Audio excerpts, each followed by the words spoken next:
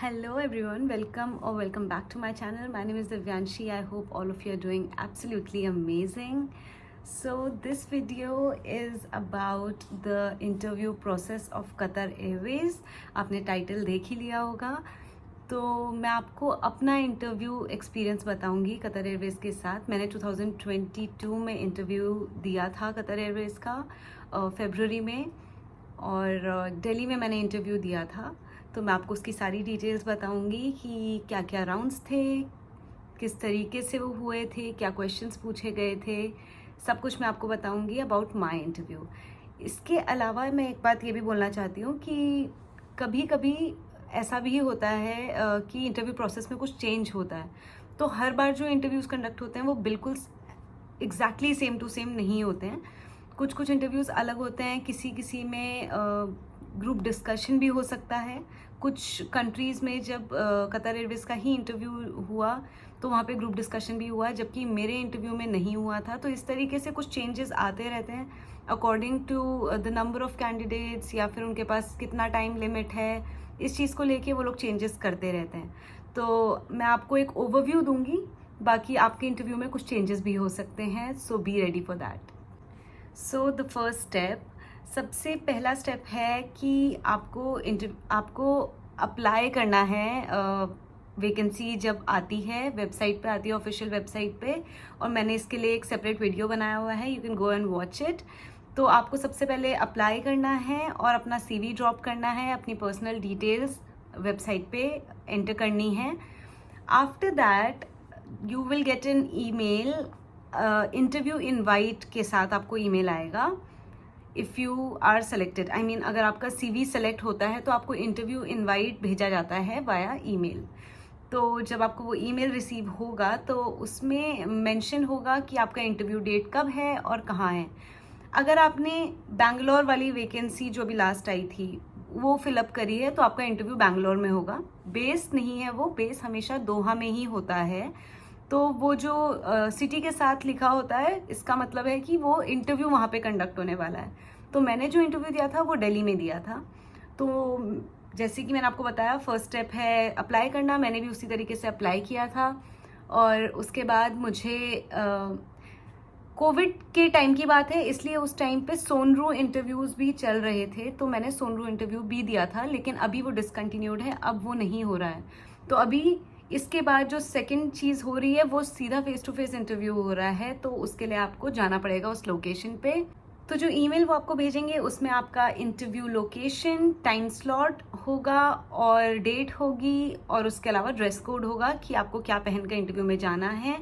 Which will be skirts and shirt with a blazer for female candidates, and trousers, shirt, tie and a blazer for male candidates. तो इसके बारे में भी मैंने एक अपनी प्रीवियस वीडियो में मेंशन किया हुआ है, तो आप वो देख सकते हैं. आपको डिटेल्स मिल जाएंगी कि इंटरव्यू के लिए आपको किस तरीके से ड्रेसअप होकर जाना है. तो जो मुझे इंटरव्यू इनवाइट आया था उसमें जो लोकेशन थी इंटरव्यू की वो दिल्ली में रेडिसन ब्लू होटल में थी. कभी कभी दूसरे होटल्स में भी इंटरव्यू कंडक्ट होते हैं, बट जब मैंने इंटरव्यू दिया था तो रेडिसन ब्लू में दिया था. तो जब मैं वहाँ पर पहुँची, अपने टाइम स्लॉट से मैं आधा घंटा पहले ही पहुँच गई थी, because I am very punctual. And it is better for you to reach early. Late होने से तो अच्छा ही है, क्योंकि दिल्ली का ट्रैफिक या इंडिया में किसी भी सिटी का ट्रैफिक आपको पता ही है कैसा होता है. तो आप आधे घंटे पहले ही पहुंच जाएं तो वो बेटर होगा, और it will leave a good impression as well. तो उन्होंने बहुत सारे टाइम स्लॉट्स दिए हुए थे. मुझे जो टाइम स्लॉट मिला था मैं उसके अकॉर्डिंग गई थी, लेकिन उसके बाद भी कुछ टाइम स्लॉट्स थे. मेरा जो था वो पहला बैच था मॉर्निंग का, लेकिन उसके बाद भी 3 बैचेस और थे. तो मतलब जब मैं इंटरव्यू देकर जा रही थी तो नेक्स्ट स्लॉट वाले लोग आना स्टार्ट हो गए थे. दैट्स हाउ आई न्यू कि अलग अलग टाइम स्लॉट्स दिए गए हैं सबको. तो मेरा मॉर्निंग स्लॉट था सबसे पहले, सुबह वाला 8 बजे का. तो जब मैं वहाँ पर पहुँची इंटरव्यू लोकेशन में, तो मतलब होटल में जब मैं पहुँची तो वहाँ पे इतने सारे लोग आए हुए थे. मैंने किसी भी इंटरव्यू में इससे पहले इतनी भीड़ नहीं देखी थी. और majority of the people were experienced crew. India में अलग अलग एयरलाइन से एक्सपीरियंस वाले लोग ज़्यादा आए हुए थे. फ्रेशर्स भी काफ़ी सारे थे, बट एक्सपीरियंस भी काफ़ी थे. तो मैं वहीं पे नर्वस हो गई थी क्योंकि मैंने इतने सारे लोग जब देखे, मुझे लग there were around 2000 people on that day. 2000 लोग जिस जगह पे इकट्ठे हो रखे हैं, यू कैन इमेजिन वहाँ कितनी भीड़ होगी। But the interview process was very smooth, बहुत अच्छे से सब कुछ मैनेज किया गया था, बिल्कुल टाइम वेस्ट नहीं हुआ, बिल्कुल टाइम स्लॉट पे सब लोग पहुँच ही गए थे ऑलमोस्ट टाइम पे। और बिल्कुल भी उन्होंने वेट नहीं कराया, बहुत जल्दी जल्दी सारा प्रोसेस हो गया था। तो मैं वहाँ जाके इतनी नर्वस हो गई थी क्योंकि जो एक्सपीरियंस क्रू होता है उनका लुक ही एकदम अलग होता है, एंड मैं फ्रेशर थी, ना मेरा कोई एक्सपीरियंस था, ना मुझे पता था कि चीज़ें कैसे होती हैं, ना मुझे ग्रूमिंग के बारे में इतना नॉलेज था। एयरलाइन के बारे में मैंने थोड़ा बहुत पढ़ा था, लेकिन that's the only knowledge that I had. तो मुझे कुछ भी नहीं पता था एविएशन के बारे में उस टाइम पे। तो जो लोग आए हुए थे दे वर वेल ग्रूम्ड, बहुत अच्छे से हेयर स्टाइल्स बनाकर, बाल स्ट्रेट करके, उनके बालों का texture, everything was perfect perfect. Their makeup was on point, उनके नेल्स उन्होंने एक्सटेंशंस करवाए हुए थे, बहुत अच्छे से लोग रेडी होके आए थे। और मैं उनको देख के बहुत नर्वस हो गई थी क्योंकि मैं कुछ भी नहीं ऐसा करके गई थी, बहुत बेसिक मेकअप जैसा मैंने अभी किया है, कुछ ऐसा ही सिंपल सा मेकअप करके गई थी। तो मुझे किसी ने बताया था कि रेड लिपस्टिक लगा कर जाना, रेड नेल पेंट लगा कर जाना इंटरव्यू के लिए, तो मैं बस उतना करके गई थी, which was not mandatory by the way, but मैं वो करके गई थी। तो इतना ही नॉलेज था मुझे कि कतर एयरवेज में ग्रूमिंग के लिए red lipstick and red nail paint is the recommended colour, तो मैं वो करके गई थी।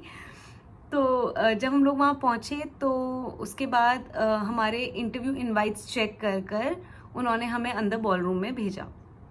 तो जो लोग आए हुए थे रिक्रूटर्स दूसरी कंट्री के थे, इंडियंस नहीं थे बेसिकली। तो जो मेरे रिक्रूटर्स थे जिन्होंने मेरा इंटरव्यू लिया था, वो एक श्रीलंकन थी और दूसरी स्पेन से थी। तो मेरा इंटरव्यू के टाइम पे 2 रिक्रूटर्स वहाँ पर प्रेजेंट थे। तो जो ईमेल हमें रिसीव हुआ था इंटरव्यू इनवाइट को लेकर, वो हमें उन्हें शो करना था और फिर वो हमें अंदर बॉल रूम में भेज रहे थे। तो ये सब होने के बाद हम लोग अंदर चले गए।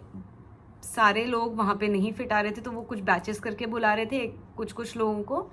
तो हम लोग वहाँ जाके बैठ के वेट कर रहे थे अपनी टर्न आने का। मेरे पास कोई फॉर्मल बैग नहीं था, तो मैं सिर्फ अपनी डॉक्यूमेंट फाइल लेकर गई थी और एक छोटा सा स्लिंग था मेरे पास, जिसमें मैंने अपना थोड़ा सा टचअप के लिए लिपस्टिक रखा हुआ था। So this was the file जो मैं लेकर गई थी, ऐसी जिपर वाली, इसी के अंदर मैंने सारे डॉक्यूमेंट्स रख के ले गई थी। तो जब हम वहाँ गए तो हमें सीरियल नंबर्स दिए गए, सब लोगों को सीरियल नंबर्स मिले थे, और जो मेरा सीरियल नंबर था वो 41 था, क्योंकि मैं जल्दी पहुँच गई थी, सबसे आगे खड़ी हो गई थी लाइन में।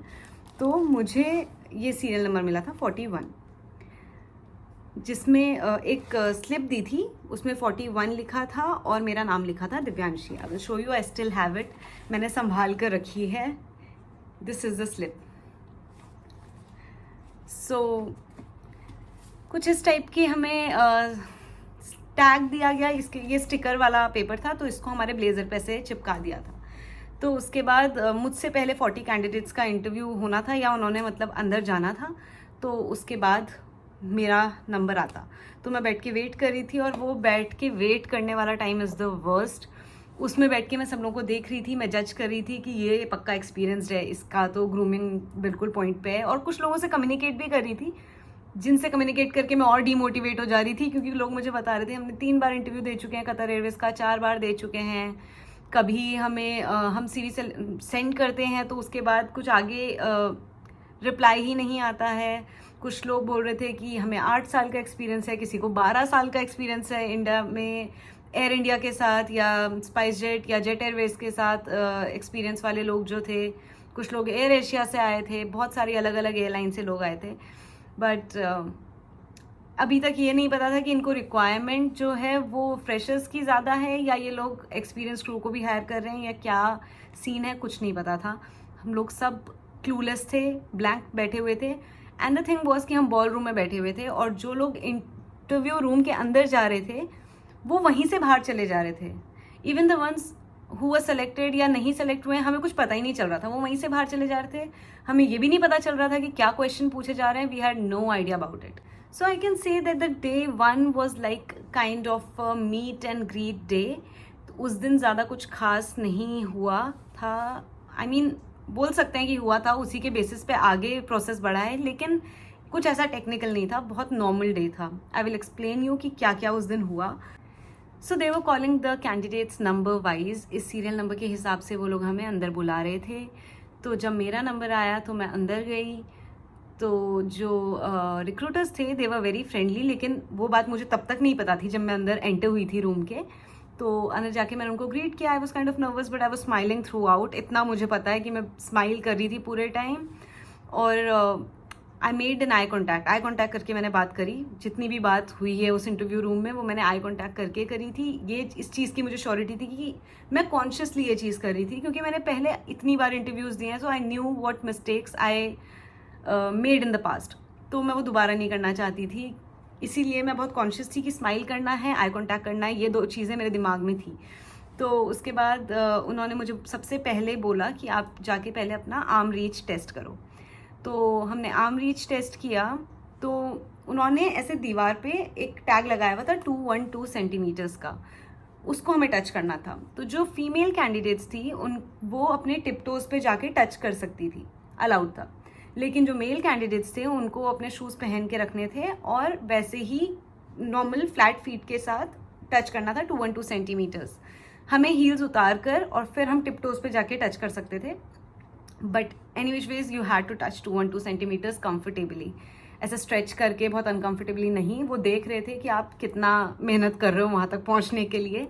तो लकीली मैं 212 सेंटीमीटर्स मैंने टच कर लिया. तो उन्होंने मुझे बुलाया and they asked me to sit. अभी मेरे सामने 2 इंटरव्यूअर्स बैठे थे. One was from Sri Lanka and the other one was from Spain. तो दोनों रिक्रूटर्स बहुत फ्रेंडली थी. जब उन्होंने मुझसे कॉन्वर्सेशन स्टार्ट करी, एक जो रिक्रूटर थी वो मुझसे कम्युनिकेट कर रही थी और जो दूसरी वाली बैठी थी वो सिर्फ पेपर पे she was writing something down. तो वट एवर, आई थिंक मुझे वो इतना स्पीड से कुछ लिख रही थी कि मुझे लग रहा था जो जो मैं बोल रही हूँ she is writing it down according to me. I don't know वो क्या लिख रही थी, but this was happening at that moment. उसके बाद सीवी तो मैंने उनको आते ही अपना दे दिया था. तो उन्होंने मेरा सीवी पढ़ा और कुछ क्वेश्चन मुझसे करे मेरे सीवी को लेकर ही. जैसे कि मैंने ग्रेजुएशन जो करी है उसमें मतलब basically what was it about, क्या सीखा मैंने उसमें, ये सब उन्होंने मुझसे पूछा. मैंने उनको इन चीज़ों का आंसर दिया. मेरे सीवी के बारे में मैं बहुत श्योर थी, मैंने कुछ भी गलत इन्फॉर्मेशन नहीं लिखी थी. तो आई वॉज कॉन्फिडेंट बताने में. अगर आप कुछ भी गलत इन्फॉर्मेशन लिख रहे हैं अपने सीवी में तो दे विल नो गाइज. वो रिक्रूटर्स हैं, उनका काम है ये. वो डेली इंटरव्यूज़ लेते हैं ऑल अराउंड द वर्ल्ड. उन्हें पता है कि किस तरीके से आप उनसे कम्युनिकेट कर रहे हो. उनको पता चल जाता है कि आप सही इन्फॉर्मेशन दे रहे हो या नहीं दे रहे हो. Because you know when you are lying in your CV, जब आप उनसे बात करोगे तो you won't be that confident उस चीज़ को लेके. जब आपने वो जॉब करी ही नहीं होगी जो आपने सीवी में लिखी है, तो आप उनको क्या एक्सप्लेन करोगे उस जॉब के बारे में. तो मैंने जो भी मेरा एक्सपीरियंस था, एक कॉल सेंटर में भी मैंने जॉब की है, वहाँ का तक मैंने एक्सपीरियंस अपने सीवी में मेंशन किया हुआ था.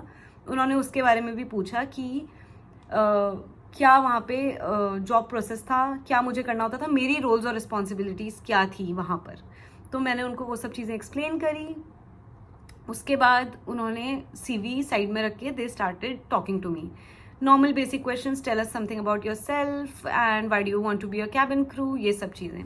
Okay, so when they asked me why do you want to be a cabin crew, one thing that I would suggest you कि इसका आंसर ये कभी मत देना कि I want to travel around the world. मुझे बहुत अच्छा लगता है घूमना फिरना और मेरा पैशन है घूमना. कंपनी आपको घूमने के लिए रिक्रूट नहीं करेगी. Why would they pay you कि आपको वो जॉब पे रखें और आपका सिर्फ एक मोटिव है घूमना. तो ऐसा नहीं होगा. कंपनी आपको इस चीज़ के लिए हायर नहीं कर रही है. They are hiring you for some other reason, अपने काम के लिए हायर कर रही है. तो they want to hear that. आप उनको वो बताओ ना कि आप वो जॉब क्यों करना चाहते हो और क्या फ़ायदा होगा कंपनी का आपको हायर करने से. That's what you have to tell in that answer. बिल्कुल भावुक होकर सब कुछ सच सच मत बता देना कि मैं सिर्फ I want to earn money और समथिंग लाइक दैट. नहीं, you have to be a little honest, but इतना भी ऑनेस्ट नहीं होना है कि सब कुछ नहीं बोल देना है. That won't help you with your interview. तो उन्होंने ये बेसिक क्वेश्चंस मुझसे पूछे. If you want a detailed video about the questions asked in the cabin crew interview, specially for Qatar Airways और IndiGo, you can leave a comment down below, I will make a video immediately, क्योंकि मैंने दोनों ही airline के लिए interview दिया है, मुझे पता है क्या क्वेश्चंस पूछे जाते हैं. अगर मैं इसी वीडियो में ऐड कर दूंगी तो it would be very very long, तो इसके लिए मैं अलग से एक वीडियो बनाऊंगी. ये सारा होने के बाद उन्होंने जब क्वेश्चंस वगैरह मुझसे पूछ लिए, बेसिक जो भी क्वेश्चंस थे, उसके बाद उन्होंने मुझे बोला कि okay, so you can go for now and we will let you know if you are selected for the second round. We will send you an interview invite. Do you have any questions for us? तो जब ये इन्होंने पूछा तो I was nervous question पूछने के लिए, लेकिन मेरे दिमाग में क्वेश्चन ज़रूर था. मेरे दिमाग में एक ही क्वेश्चन चल रहा था कि अगर मैं इंटरव्यू में सेलेक्ट होती हूँ तो मुझे आएगा इंटरव्यू ईमेल आगे के सेकेंड राउंड ऑफ इंटरव्यू के लिए, लेकिन अगर मैं सेलेक्ट नहीं हुई तो क्या होगा. तो मुझे पता चलेगा कि मैं सेलेक्ट हुई हूँ या मैं वेट करती रह जाऊँगी उस ईमेल का. मैं ऐसे लटके नहीं रहना चाहती थी. So I asked them that I have this question that what if I do not get selected for the second round, will I be informed about it or no? तो उन्होंने मुझे बोला you will get an email no matter you are selected or not. आपको email भेजा जाएगा and that's it for now. If you get an email and if you are selected, you will be called again for the English test and the next round. सो मैं वहाँ से उस दिन चली गई विद लॉट ऑफ एंग्जाइटी, और ऐसा मतलब इतनी टेंशन में मैं वहाँ से गई हूँ, मैं बता नहीं सकती हूँ. उस दिन मुझे खुशी तो बहुत थी कि ठीक है इंटरव्यू हो गया. मुझे लग रहा था कि हाँ इंटरव्यू अच्छे से हुआ है, but you never know right. इसमें बहुत लक का भी गेम होता है एविएशन में, तो कुछ कह नहीं सकते. तो ये सोच के मैं वहाँ से उस दिन I left. The next day I got an email that I'm selected in the first round and I have to come again for the second round, same dress code and same location, Radisson Blu Hotel, New Delhi. So I went on day 2, मतलब ये technically third day है. पहले दिन मैंने interview दिया था, second day मुझे email आया था, और फिर जो तीसरा दिन था उस दिन मैं सेकेंड राउंड के लिए गई. तो जब मैं वहाँ पहुँची अपने टाइम स्लॉट पे, तो मैं क्या देखती हूँ कि फर्स्ट डे तो 2000 लोग आए हुए थे इंटरव्यू के लिए, आज मुश्किल से 200 लोग हैं, लाइक 200 पीपल. मैं शॉक्ड हो गई कि इतने लोगों को इन्होंने कैसे, मतलब किस तरीके से इंटरव्यू हुआ है कि 2000 में से 200 लोग बचे हैं. ये क्या क्या क्राइटेरिया था, किस तरीके से चीज़ें हुई हैं पता नहीं, बट आई वॉज हैप्पी कि चलो मैं तो सेलेक्ट हो गई हूँ, तो लेट्स सी कि आगे क्या होता है. तो उसके बाद वही सेम टैग हमें लेकर आना था, कैरी करना था. नंबर 41 का जो मेरा टैग था वो लगा के मैं चली गई. और उसके बाद आई रिमेंबर उन्होंने एक इंडक्शन स्टार्ट किया.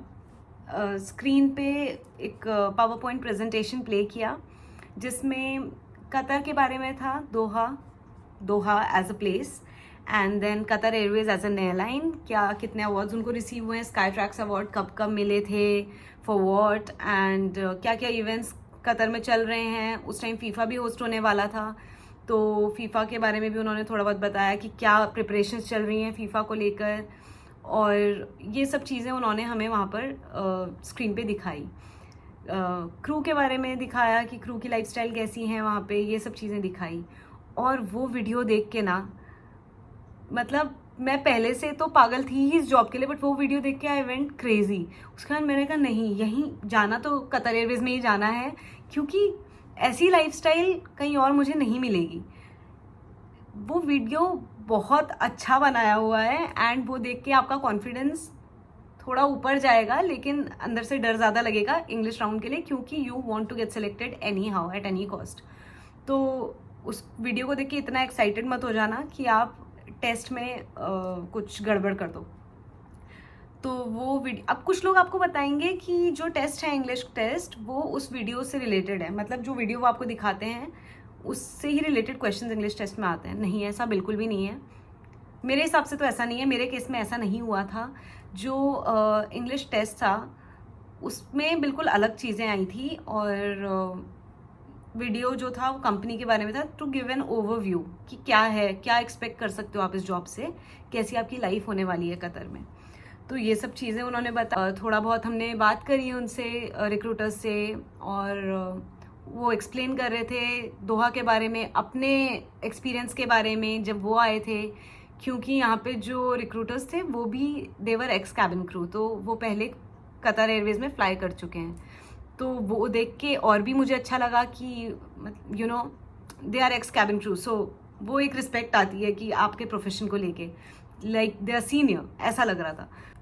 तो इसके बाद होना था इंग्लिश टेस्ट, तो जिसके लिए ऑब्वियसली सब लोग बहुत नर्वस थे। मुझे ये लग रहा था कि पता नहीं इतना क्या टेक्निकल आने वाला है कि सब लोग इतने नर्वस हैं, मुझे तो नहीं पता था, लेकिन लोगों ने पहले भी इंटरव्यू दिया था तो उनको पता था कि किस टाइप का टेस्ट आता है। So the test was for 30 minutes, 30 minute का हमें टाइम दिया गया था, उसमें ही हमें वो टेस्ट कंप्लीट करना था। They were very particular about the time, उन्होंने टाइमर लगाया हुआ था स्क्रीन पे, और टाइम ओवर होने के बाद उन्होंने पहले ही बोला था जैसे ही टाइम ओवर होगा पेन्स विल बी डाउन, आप कुछ नहीं लिखोगे, कुछ नहीं पढ़ोगे उससे आगे, and if we find you cheating तो of course you will be disqualified. तो मतलब they were very particular about the rules, उन्होंने बहुत स्ट्रिक्टली ये चीज़ बताई थी। उसके बाद इंग्लिश टेस्ट स्टार्ट हुआ, उन्होंने हमें शीट हैंड ओवर करी जिसमें क्वेश्चंस थे, ये सब चीज़ें थी, and I started reading it. तो उसमें कुछ मल्टीपल चॉइस क्वेश्चंस थे, कुछ फिल इन द ब्लैंक्स थे, और एक पैसेज था, द अनसीन पैसेज, जो एग्जाम में आता है ना, इंग्लिश के एग्जाम में स्कूल में जैसे आता था कि एक पैसेज दिया है और उसके आगे उसके बारे में क्वेश्चंस हैं, तो ऐसा ही था, but the questions were a little tricky.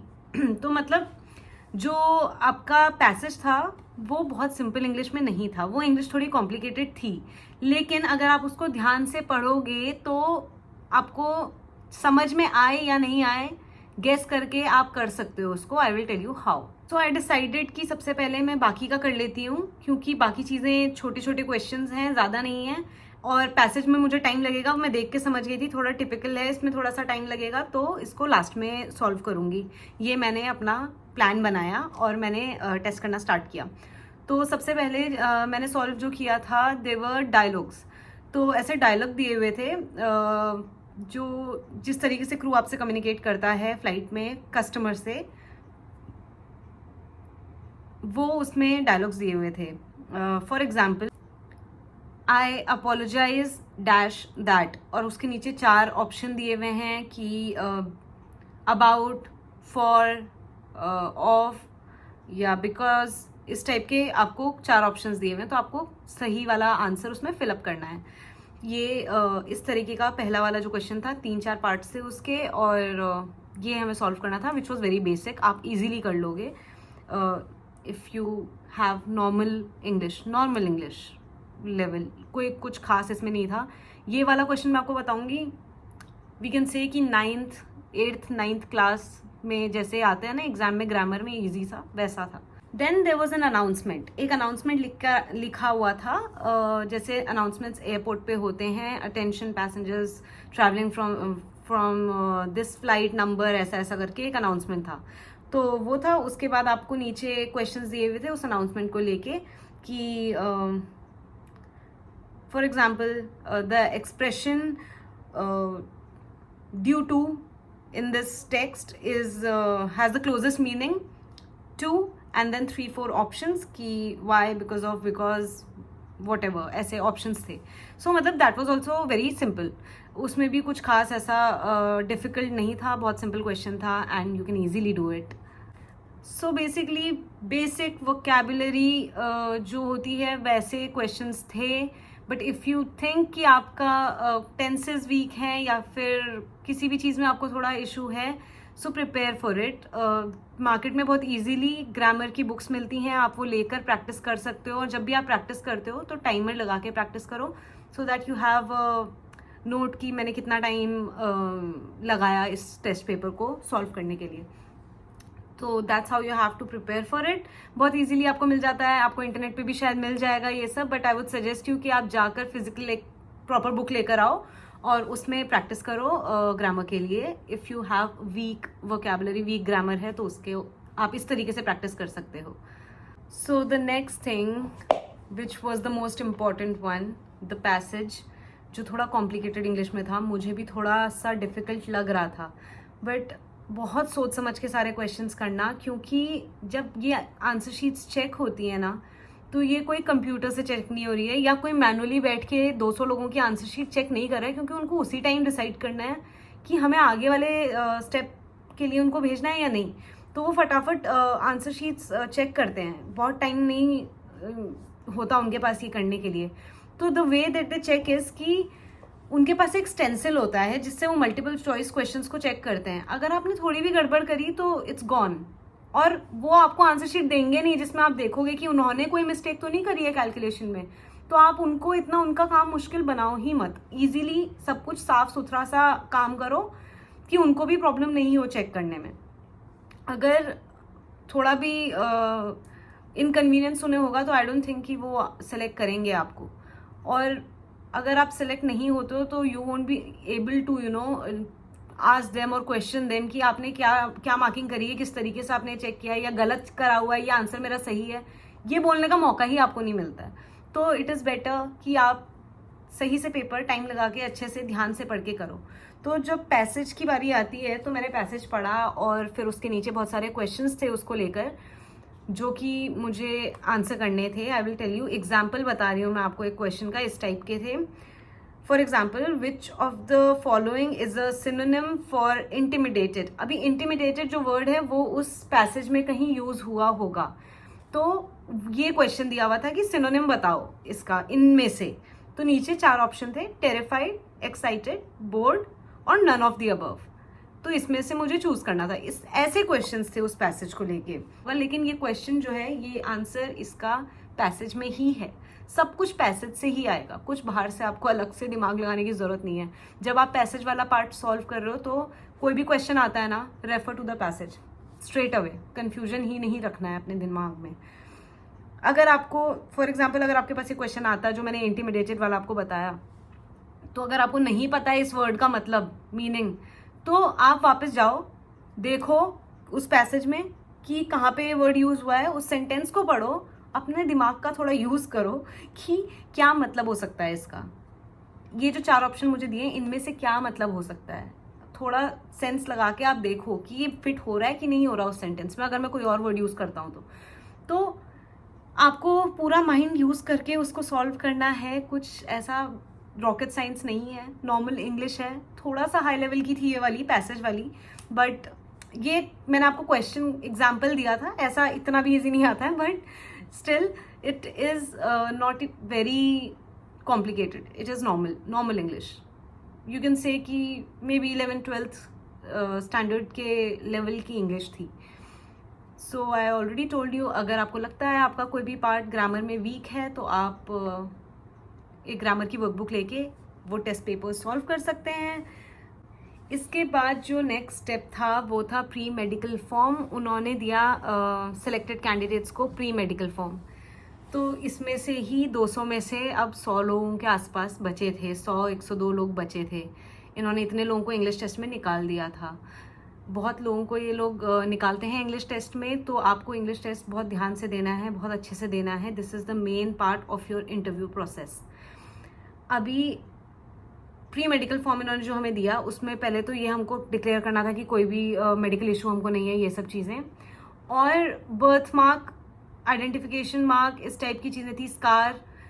तो एक ऐसा फिगर बना हुआ था, ह्यूमन फिगर, और उसमें से आपको मार्क करके बताना था कि कौन से एरिया में आपको स्कार है या मार्क है, जो भी आपको डिक्लेयर करना है। आप बहुत स्मार्टली डिक्लेयर करना, बिल्कुल ऑनेस्टली डिक्लेयर करने की ज़रूरत नहीं है। अगर कहीं हिडन पार्ट में बैक पे या कहीं पे आपको स्कार है तो वो बताने की उनको ज़रूरत नहीं है, क्योंकि यूनिफॉर्म में वैसे भी नहीं दिखेगा, और आज भी जो आपने आउटफिट पहना होगा इंटरव्यू के दिन उसमें भी नहीं दिखेगा, तो फिर तो बताने की कोई ज़रूरत नहीं है।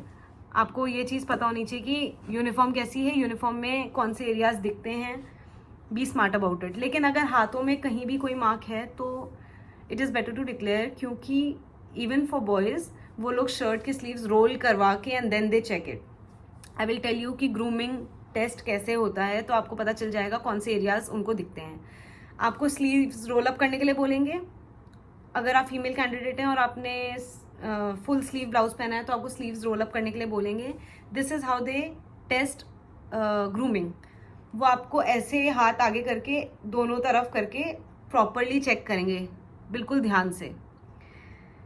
उसके बाद they will ask you to take a turn, आप गोल घूमोगे और फिर वो आपको पूरा असेस करते हैं कि जो भी आपका स्कर्ट में पैर दिख रहे हैं, या फिर अगर आप मेल कैंडिडेट हैं तो तो पैरों में तो कुछ नहीं दिखेगा, बट हाथ देखेंगे, फेस देखेंगे, नेक देखेंगे, ये सब चीज़ें वो आपका देखते हैं। आपसे पूछते हैं कोई टैटू तो नहीं है आपका, अगर विजिबल एरियाज में नहीं है तो डिनाई।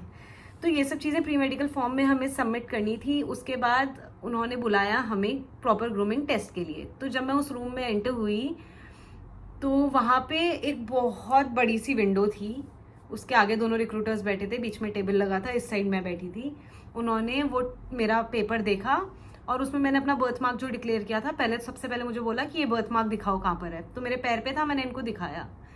सो दे आस्क्ड मी, क्योंकि वो ब्राउन कलर का, ये मैंने अपनी लास्ट वीडियो में दिखाया है मेरा स्कार कैसा, मेरा बर्थ मार्क कैसा है। तो उन्होंने वो बर्थ मार्क चेक किया और उन्होंने आपस में कुछ डिस्कस किया। फिर उन्होंने मुझे बोला कि is it okay if the airline allows you to only wear trousers and not skirts. तो of course I said yes, and then they said okay if you get selected you will not be able to wear trousers in the uniform, आपको you will not be able to wear skirts in the uniform, आपको trouser ही पहनना होगा। तो I was fine with that. Of course I just wanted to come here, मुझे कोई मतलब नहीं था कि आप मुझे स्कर्ट पहना रहे हो या ट्राउजर्स पहना रहे हो यूनिफॉर्म में। मेरे को खाली आना था, यहाँ पे पहुँचना था, मैं कोई भी यूनिफॉर्म पहन के जॉब कर सकती थी। तो that's what happened. And then उन्होंने, जैसे मैंने आपको बताया, हाथ ऐसे करके चेक करवाया, दोनों साइड से टर्न लिया, चेक करा, पैर वैर सब कुछ चेक करा। मेरे को बोला एक बार ये कंसील करके दिखाओ मार्क जो है, बर्थ मार्क। मैंने कंसील करके दिखाया तो थोड़ा सा विजिबल वो तब भी था। तो उन्होंने बोला ठीक है, स्टॉकिंग से it will be covered, but most probably you will B wearing trousers. So that's what happened. And then they said okay, if you get selected you will be receiving an email about it, and that's it. You will get an email within a week if you get selected. Reject होने पर कभी वो email भेजते हैं, कभी नहीं भी भेजते हैं। Try to understand that select होने वाले कैंडिडेट्स का इतना नंबर नहीं है जितना रिजेक्ट होने वालों का है। तो इतने सारे लोगों को इमेजिन, अगर वो 2000 लोगों को रिजेक्शन ईमेल सबको भेजेंगे तो कितना टाइम उनका वेस्ट होगा उस चीज़ में। तो हो सकता है कि नहीं भी भेजें, तो डू नॉट एक्सपेक्ट इट। अगर आपको एक हफ्ते से ज़्यादा हो गया इंटरव्यू दिए और कोई भी ईमेल नहीं आ रहा है, तो आप समझ जाओ कि आप सिलेक्ट नहीं हुए हो इस बार। Try next time. So possibility है कि वो आपको भेज भी सकते हैं रिजेक्शन मेल। तो ऐसा लटका के मत रखना खुद को। अगर एक हफ्ते से ऊपर हो गया है तो start giving interviews for other airlines as well, या अपना कुछ बैकअप प्लान आप स्टार्ट कर सकते हो सोचना। तो ऐसा था मेरा इंटरव्यू एक्सपीरियंस। बहुत स्मूथ था इंटरव्यू एक्सपीरियंस, कुछ खास टाइम नहीं लगा वहाँ पे। जो टाइम स्लॉट उन्होंने दिया था उसके अंदर मेरा इंटरव्यू हो गया था। इतना जल्दी मैंने कोई इंटरव्यू नहीं दिया है। जब मैं इंडिगो के इंटरव्यूज़ देने जाती थी सुबह से शाम हो जाती थी, यहाँ ऐसा नहीं हुआ। मतलब इंग्लिश टेस्ट वाले दिन भी शायद काम 4 घंटे 5 घंटे में पूरा हो गया था, सुबह से शाम नहीं हुई मुझे बैठे बैठे वहाँ पे। तो दैट्स हाउ इट हैपेंड। और फिर एग्जैक्टली एक दिन के बाद, मतलब इंटरव्यू डेट से एक दिन छोड़ के the next day I got an email जिसमें ब्लू बैकग्राउंड पिक्चर मांगी थी और मेरे डॉक्यूमेंट्स सारे मांगे थे और कोविड वैक्सीन वगैरह सब कुछ मांगा हुआ था।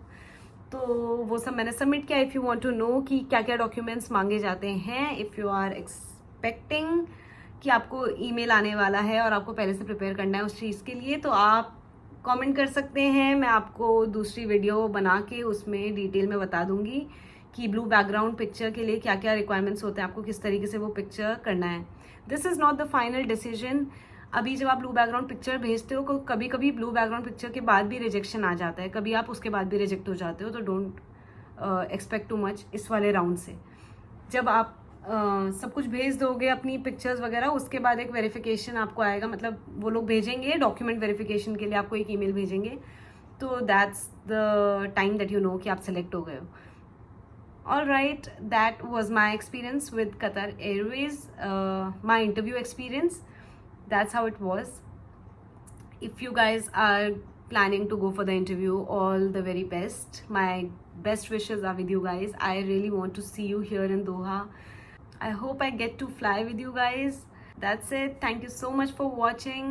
Please don't forget to like the video, share it with your friends and comment down below जो भी आपको, जैसी भी वीडियो लगी या कोई इन्फॉर्मेशन अगर मैंने मिस कर दी है जो आपको चाहिए, तो please comment about it. I will definitely reply and make another video for the different topics that you suggest. अगर आप एक भी कमेंट, आपका एक कमेंट भी है एक टॉपिक को लेके, तो मैं डेफिनेटली कोशिश करती हूँ कि मैं उसके लिए तुरंत वीडियो बना दूँ. I don't wait for a lot of people to say the same thing. मेरे पास एक कमेंट भी आता है तो मैं उसके लिए डेफिनेटली वीडियो बना देती हूँ, because I know that you need and you require that information. I know what the struggle behind getting here is. मैंने देखा है वो स्ट्रगल, और मैं नहीं चाहती कि आप सब लोग वो चीज़ें फेस करो और वो रिजेक्शंस फेस करो. मेरे पास कोई नहीं था मुझे सारी डिटेल्स देने के लिए, but I want to be the person जो आपको ये सारी डिटेल्स दे पाए. अगर आप मेरी वीडियोस देख के इससे इंस्पिरेशन लेके और इन चीज़ों को फॉलो करके यहाँ तक पहुँचते हैं, तो मेरे लिए ये इससे ज़्यादा खुशी की बात कुछ नहीं हो सकती. मैं चाहती हूँ ज़्यादा से ज़्यादा लोग जो क्रू बनना चाहते हैं वो अपने इंटरव्यू में सेलेक्ट हो जाएं और वो यहाँ तक पहुँचें. I hope to fly with you someday. Thank you so much for taking out time to watch this video.